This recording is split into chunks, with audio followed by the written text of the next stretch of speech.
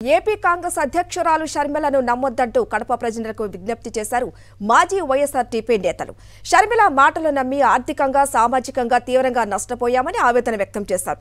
షర్మిల కోసం పనిచేసిన నేతలను ఏమాత్రం పట్టించుకోకుండా ఆమె స్వార్థ ప్రయోజనాల కోసం పార్టీని కాంగ్రెస్లో విలీనం చేసి మోసం చేశారని మండిపడ్డారు. మళ్లీ ఇప్పుడు మరో అవతారం ఎత్తి ఆస్తుల్లో వాటాలంటూ డ్రామాలు ఆడుతోందని జాగ్రత్తగా ఉండాలని హెచ్చరించారు.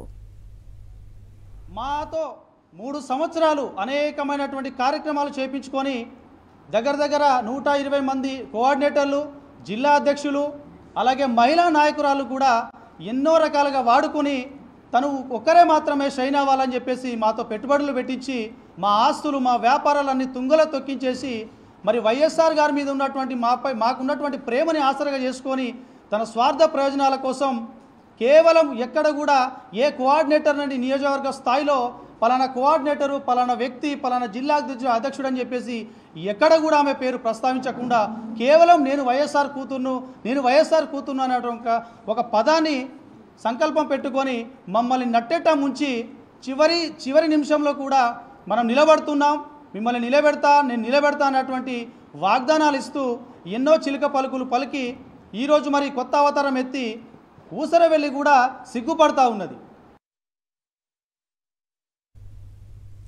పార్టీని విలీనం చేస్తే ఎట్లా ఉంటుందండి? సన్నాహక సభకు 1000 మంది వచ్చిండ్రు, సంకల్ప సభకు 1000 మంది వచ్చిండ్రు. పార్టీ విలీనానికి ఈమె ఢిల్లీకి వెళ్తే 30 మందిని తీసుకొని వెళ్ళింది. ఆ 30 మంది కూడా ఓపెన్గా ఎవరు కండువా కప్పలేదు. రేవంత్ రెడ్డి గారు అక్కడే ఉన్నారు ఢిల్లీలో, ఉత్తమ్ కుమార్ అక్కడే ఉన్నారు. ఈమె అక్కడే ఢిల్లీలో పార్టీని విలీనం చేసింది. తెలంగాణ కాంగ్రెస్లో వైఎస్ఆర్ తెలంగాణ పార్టీని విలీనం చేస్తే తెలంగాణ నాయకులు ఎవరైనా ఉండాలి కదండి అక్కడ. మరి అక్కడే ఉన్నారు, ఈమెను ఎవరు పట్టించుకోలేదు. అంటే ఈమె స్థాయి మీరు గమనించాలి. ఆమెకు ఏ స్థాయి లేక అడుక్కుని చీకటి ఒప్పందం చేసుకొని ఇక్కడికి వచ్చేసింది.